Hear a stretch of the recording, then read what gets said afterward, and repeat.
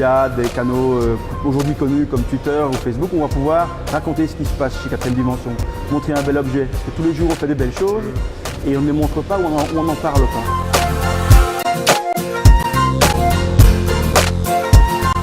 Bonjour François Berset, vous êtes le cofondateur de Quatrième Dimension, une société de 30 personnes actives dans tout ce qui est textile publicitaire, donc t-shirt, broderie, impression. Vous faites aujourd'hui 90% de votre chiffre d'affaires grâce à Internet. Oui, tout à fait. Vous pouvez nous expliquer un petit peu? Ben oui, donc depuis toujours, on a fait le choix de ne pas avoir de VRP ou de commerciaux sur les routes. On a décidé de travailler essentiellement via le canal du web.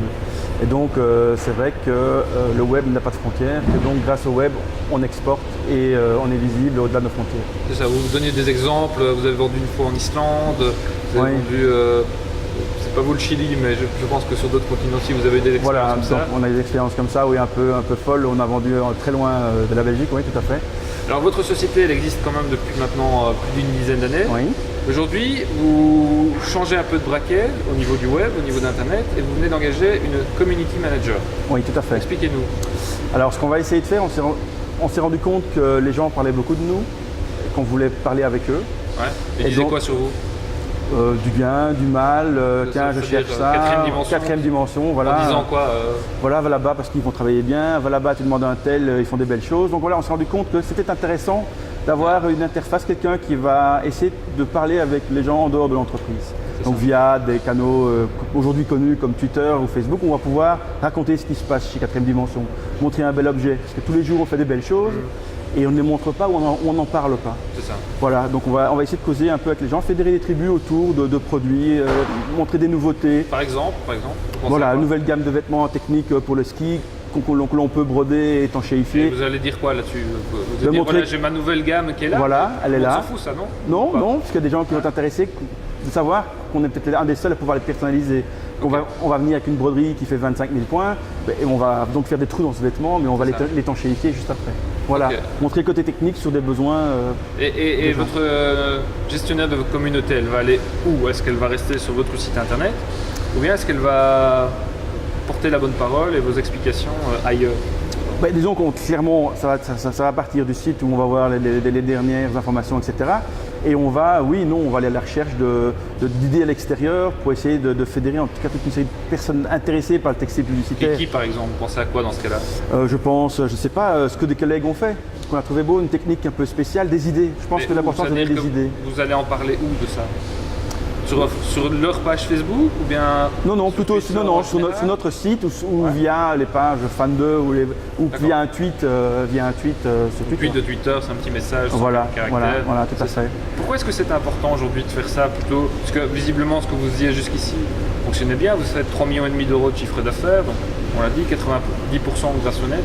On regarde un peu la manière dont les gens surfent aujourd'hui. On apprend que maintenant on va plus souvent sur Facebook que sur Google. Donc c'est que les gens y trouvent un intérêt. Donc autant être présent et faisons parler de nous sur un support ou un média que les gens aiment bien et que les gens utilisent tout simplement.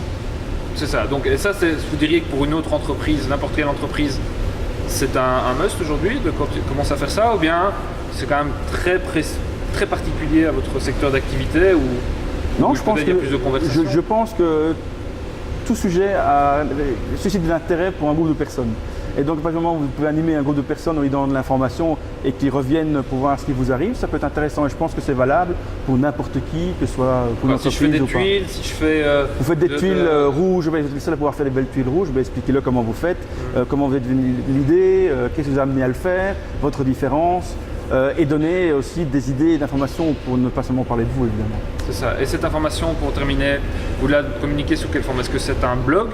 Est-ce que c'est vous fabriquez des vidéos? Est-ce que vous allez chercher d'autres contenus que vous mettez ensemble? Oui, donc on va essayer d'être forcément multimédia. Donc on va essentiellement véhiculer cette information par le site internet, mais ça va être sous forme de photos, sous forme de texte, puisque la personne, la community manager, va rédiger des textes via des vidéos. Ça va être du retweet d'informations d'autres, donc ça va être l'animation.